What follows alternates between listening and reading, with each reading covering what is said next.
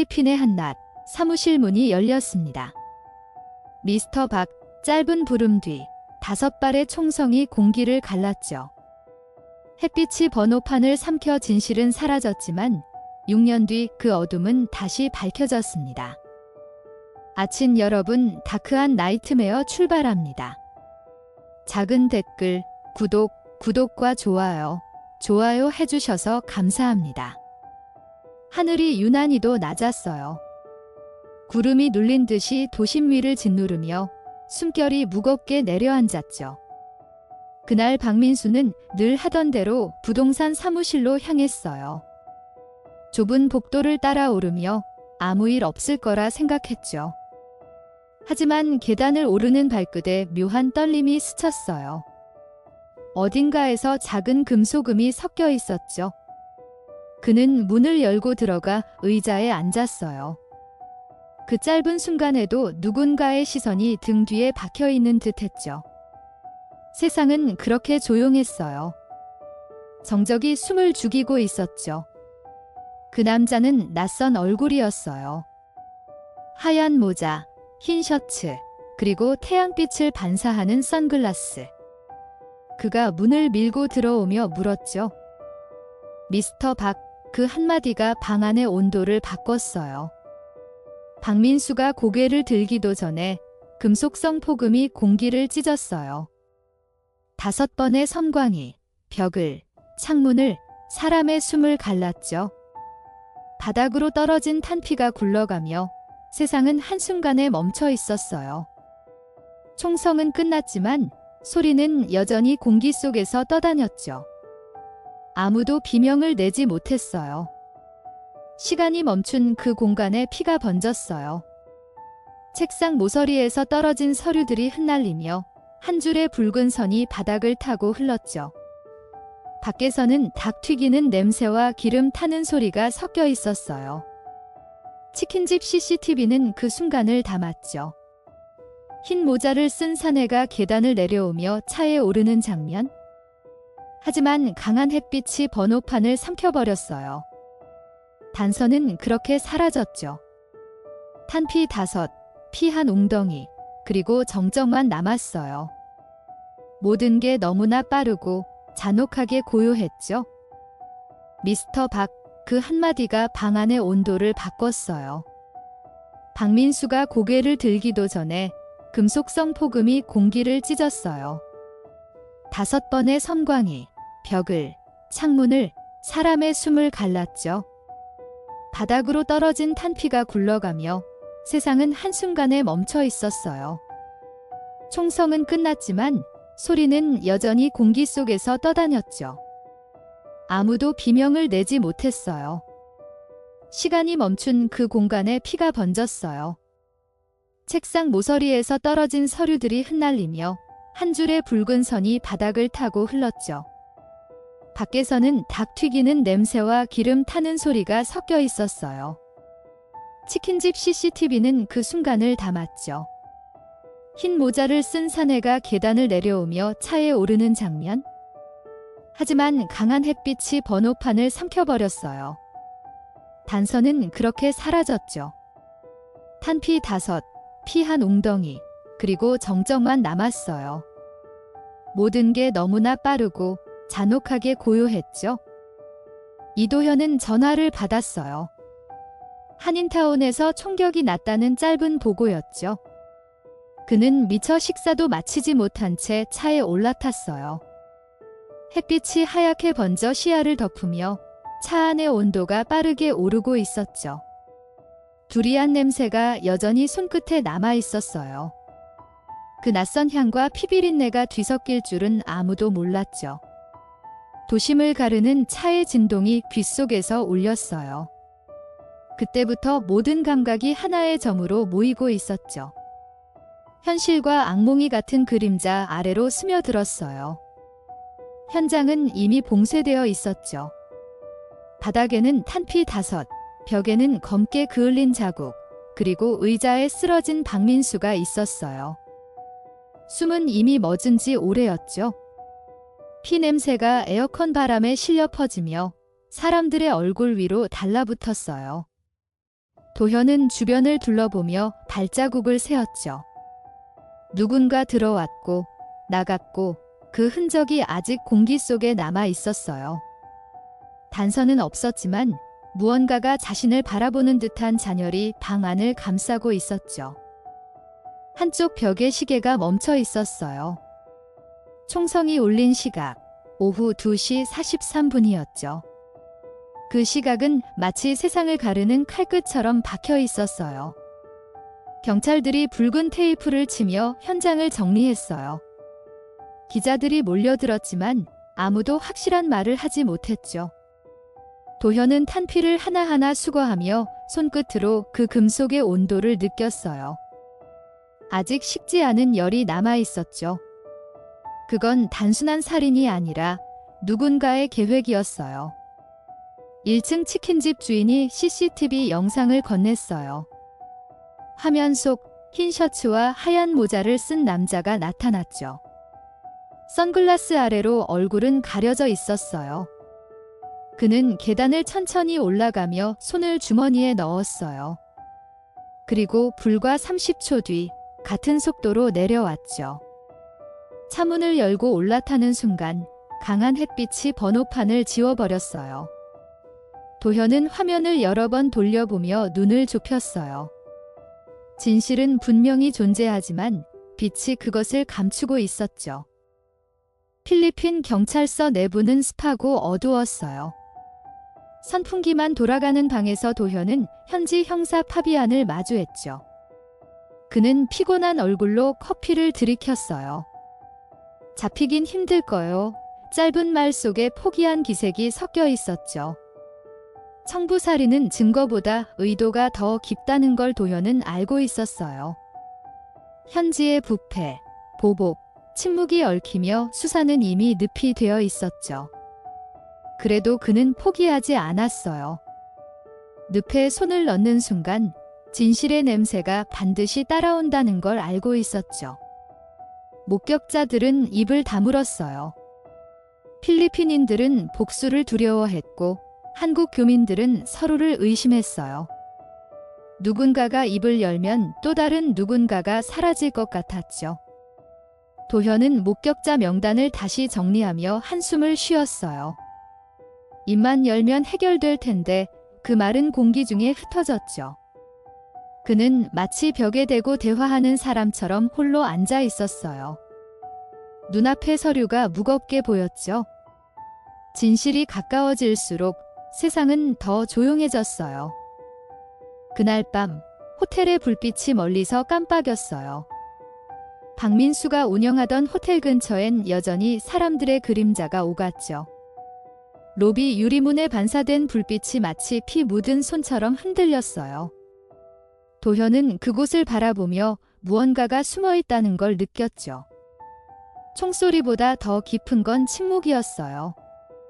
그리고 침묵은 늘 무언가를 감추고 있었죠. 그가 그 사실을 깨달은 건 한 통의 익명 전화가 걸려온 뒤였어요. 그 여자를 찾아요. 전화기 너머로 들린 음성은 낮고 짧았어요. 도현은 메모지에 단어를 적었죠. 여자. 그 단어 하나가 사건의 방향을 바꿨어요.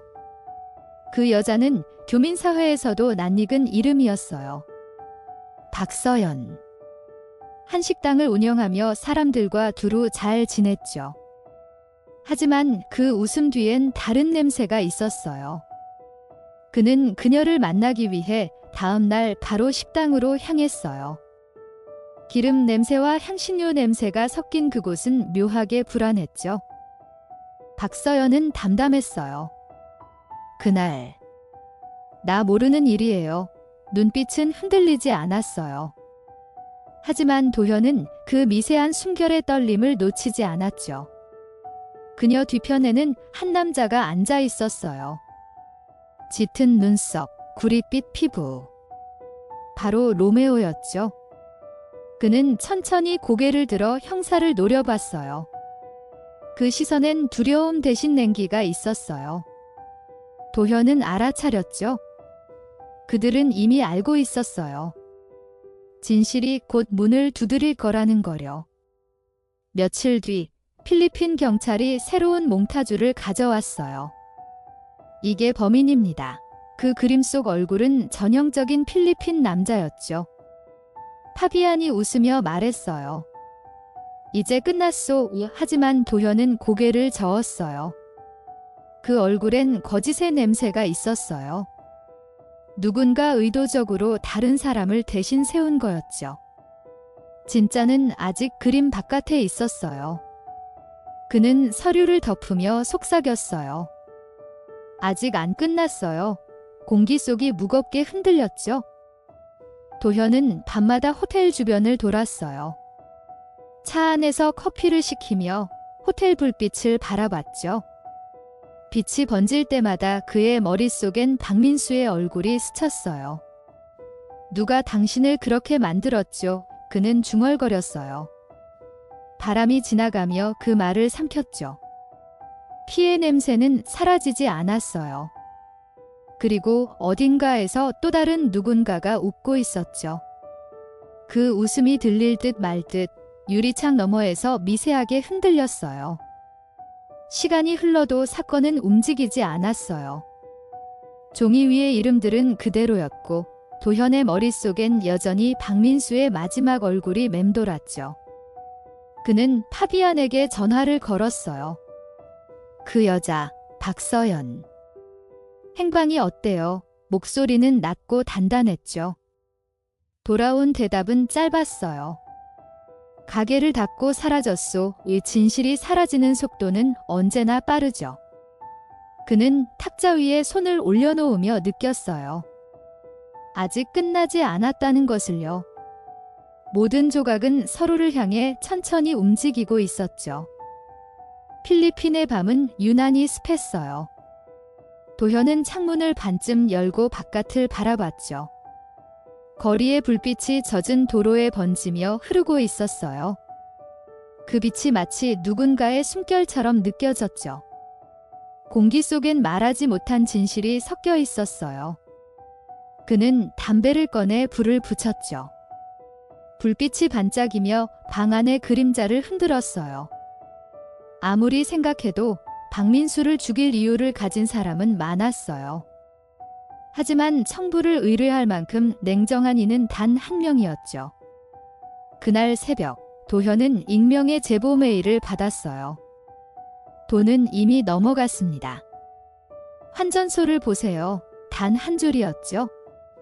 그는 곧장 그 내용을 추적했어요. 송금 기록, 환전 내역, 금액의 흐름이 교차하며 하나의 이름이 드러났어요. 정연태였죠. 그 이름은 낯설지 않았어요. 피해자와 오래된 동업 관계였죠. 도현은 서류를 덮으며 조용히 숨을 내쉬었어요. 이제 사건은 움직이기 시작했죠. 그때부터 어둠은 방향을 가졌어요. 정연태는 교민사회에서 꽤 알려진 인물이었어요. 그는 투자자였고 사업가였고 동시에 누군가의 적이었죠. 박민수와의 갈등은 오래된 것이었어요. 투자금 분배 문제, 계약 불이행, 그리고 모멸적인 말들. 감정이 쌓이면 칼이 된다는 걸 도현은 알고 있었죠. 하지만 이번엔 그 칼이 너무 멀리 날아갔어요. 그는 의자에 기대어 눈을 감았죠. 청부살인은 언제나 돈으로 시작해 피로 끝난다는 걸 잊은 적이 없었어요. 그는 다음 날 바로 정연태의 집으로 갔어요. 문을 두드리자 정연태는 아무렇지 않은 얼굴로 문을 열었죠. 무슨 일입니까? 그 한마디에 싸늘한 공기가 섞였어요. 도현은 잠시 그를 바라봤어요. 박민수 기억하시죠? 그의 눈빛이 미세하게 흔들렸어요. 하지만 표정은 변하지 않았죠. 차가운 미소가 입가에 걸렸어요. 그 순간 도현은 느꼈어요. 이 남자는 진실을 알고 있다는 거려. 다만 그걸 숨기고 있을 뿐이었죠. 그 여자는 어디 있습니까? 도현의 목소리는 조용했어요. 정연태는 웃으며 고개를 저었죠. 그 여자가 누굽니까? 거짓은 늘 그럴듯했어요. 하지만 그의 손끝은 떨리고 있었죠. 테이블 위에 커피잔이 미세하게 흔들렸어요. 도현은 아무 말 없이 그를 바라봤어요. 공기 속의 온도가 변했죠. 싸늘한 정적이 벽을 타고 번졌어요. 그는 생각했어요. 인간이 진실을 숨길 때 가장 먼저 움직이는 건 시선이라는 거려. 그날 밤 도현은 기록을 다시 읽었어요.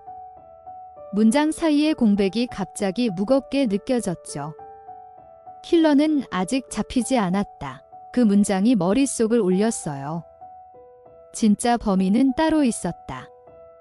이 말은 이미 그의 직감 속에 자리하고 있었죠. 책상 위의 지도에 빨간 펜으로 점을 찍었어요.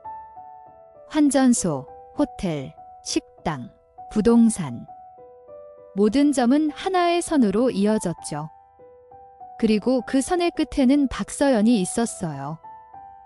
도현은 바비를 찾아갔어요. 이민국 건물은 낡고 좁았지만 바비는 언제나 웃고 있었죠. 그 여자가 잡히면 바로 넘겨야 해요. 도현의 목소리는 단단했어요. 바비는 잠시 생각하다가 고개를 끄덕였죠. 미리 서류를 준비하란 말이지요. 그래요. 잡히면 바로 추방이요. 바비는 어깨를 으쓱했어요. 전례는 없소. 도현은 대답하지 않았어요. 전례가 없다는 건 곧 지금이 첫 번째라는 뜻이었죠. 몇 달이 지나도록 박서연의 흔적은 없었어요. 식당 간판은 내렸고 주소는 바뀌었죠. 그러나 소문은 남아 있었어요. 그 여자가 돈을 받았다. 로메오가 킬러를 데려왔다. 진실은 언제나 입에서 입으로 번지며 형태를 바꿔요. 도현은 그 조각들을 모으며 방향을 좁혀갔죠. 사람들은 잊었지만 그는 잊지 않았어요. 기억은 곧 증거였고 증거는 시간이 지나도 살아있었죠. 그리고 어느 밤 드디어 그녀의 위치가 잡혔어요. 외곽의 허름한 주택가, 창문은 검은 천으로 가려져 있었죠. 도현은 파비안과 함께 조용히 다가갔어요. 문틈 사이로 불빛이 흔들렸어요. 그 안에서 웃음소리가 새어나왔어요. 순간 공기가 멈췄죠. 도현은 손을 들어 신호를 보냈어요. 철문이 열리는 소리와 함께 방 안에 어둠이 터져나왔어요. 그 어둠 속에서 누군가의 시선이 번쩍였죠. 문이 열리자 안쪽엔 박서연이 있었어요. 그녀의 손엔 컵이 들려 있었고 그 옆엔 로메오가 앉아 있었죠.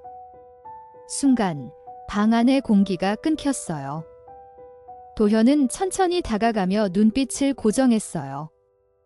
서연 씨, 오래 기다렸습니다. 그녀는 미소를 지었죠.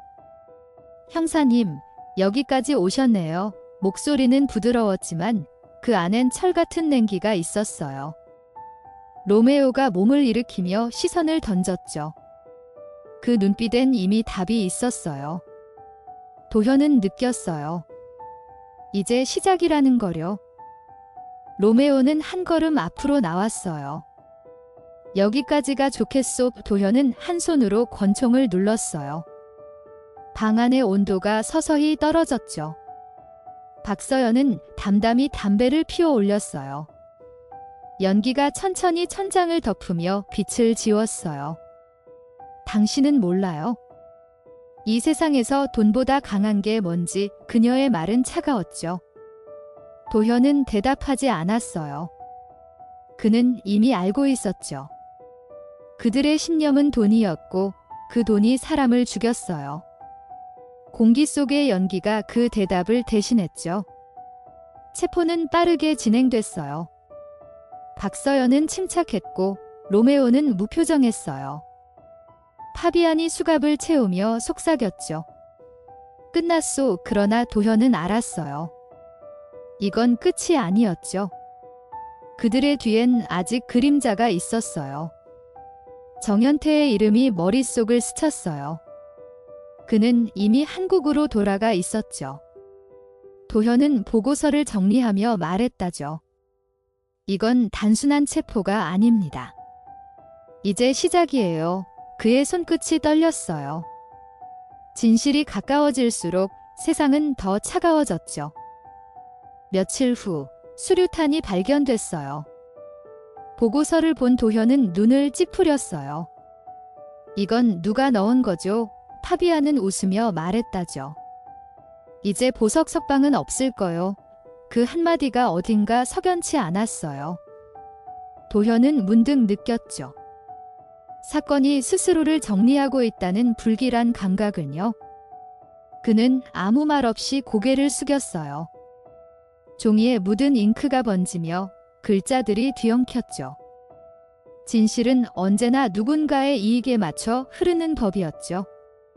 사건은 현지에서 종결됐어요. 보고서는 완결됐고 필리핀 내무부 장관이 문자로 사건 해결을 보냈죠. 대사관이 박수를 쳤고 교민사회도 안도했어요. 하지만 도현은 웃지 않았어요. 그는 알고 있었어요.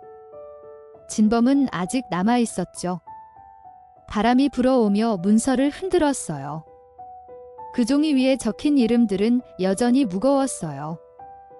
그는 창문을 닫으며 속삭였죠. 진실은 결코 종결되지 않아요. 공기 속이 잠시 멈췄죠. 귀국을 앞둔 밤, 그는 숙소 창문에 기대 서 있었어요.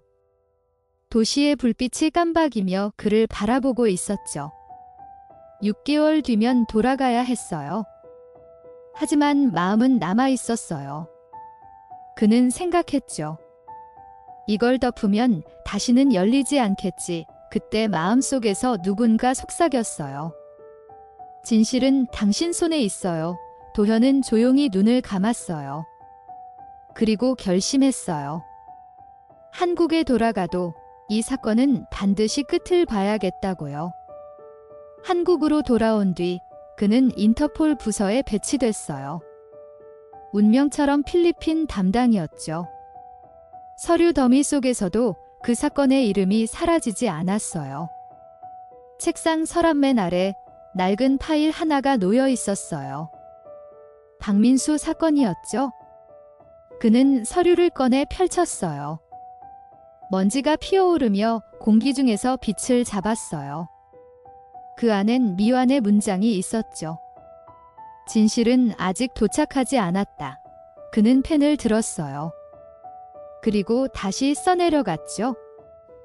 도현은 국제범죄수사대 팀을 찾아갔어요. 새로 배정된 형사들은 낯설었지만 눈빛은 단단했어요.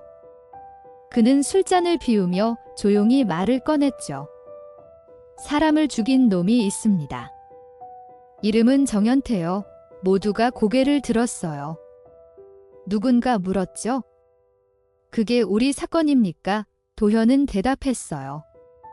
이제부터 우리 사건이죠. 그 순간 방 안의 공기가 달라졌어요. 정의감은 언제나 불처럼 조용히 번졌죠. 수사는 4년 동안 이어졌어요. 정연태는 교묘했고 증거는 미세했어요. 그러나 조각들은 결국 맞춰졌어요. 돈의 흐름, 전화 기록, 환전소의 시각. 모든 퍼즐이 하나로 이어졌죠. 법정 안에서 도현은 증인석에 섰어요. 변호인은 보고서를 스크린에 띄우며 물었죠. 이게 범인이라고 확신합니까? 그는 잠시 생각했어요. 그리고 대답했죠. 진짜 범인이 아니라면 저렇게 조용히 있지 않았을 겁니다. 그 말이 법정을 울렸죠. 판결은 2021년에 내려졌어요. 법원은 정연태에게 살인교사 혐의로 징역 19년을 선고했어요. 교사범이지만 살인자와 같은 형량이었죠. 판사의 목소리가 법정을 울렸어요. 청부살인은 인간의 가장 비열한 욕망이다. 도현은 눈을 감았어요. 마음속에서 오래된 빛이 꺼져갔어요. 박민수의 얼굴이 떠올랐죠. 그 순간 그는 알았어요. 정의는 느리지만 반드시 도착한다는 거려. 모든 것이 끝난 후 도현은 조용히 거리로 나왔어요. 밤 공기가 차가웠어요. 그동안의 시간이 파도처럼 밀려왔죠. 그는 하늘을 올려다봤어요. 별빛이 흐릿했어요. 하지만 그 흐릿한 빛 속에도 분명한 온기가 있었죠. 진실은 늘 어둠을 돌아 빛으로 가는 길을 찾았어요. 그는 걸음을 멈추고 중얼거렸어요. 끝이 아니라 이제 시작이죠. 바람이 불며 그 말이 멀리 퍼져나갔어요. 시간이 흘러도 그날의 공기는 사라지지 않았어요. 도현은 매년 그날이 되면 같은 골목을 걸었죠. 총성이 울리던 오후의 그림자가 여전히 그곳에 남아 있었어요. 바닥의 자국은 지워졌지만 사람들의 기억은 쉽게 지워지지 않았죠.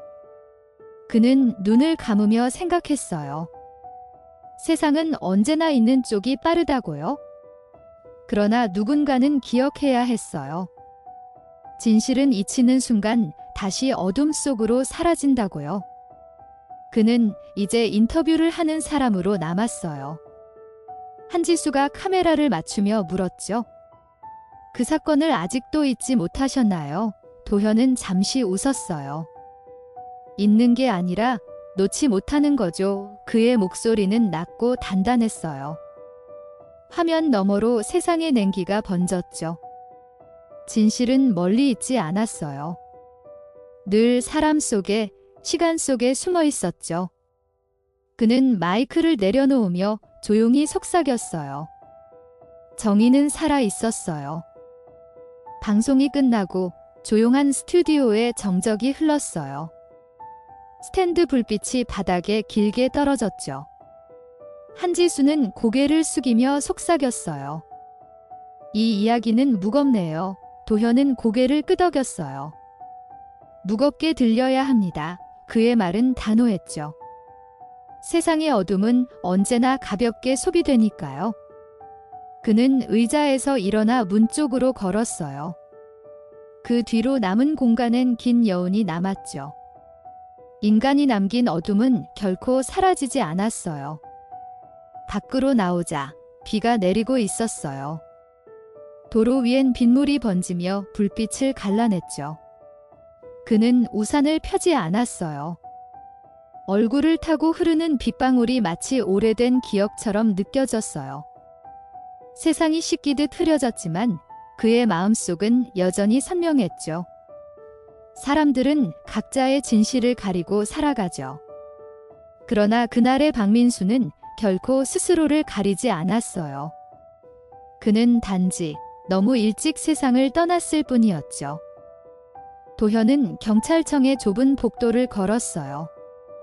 벽마다 낡은 액자가 걸려 있었죠. 그 속의 얼굴들은 모두 세상을 지키다 사라진 사람들이었어요.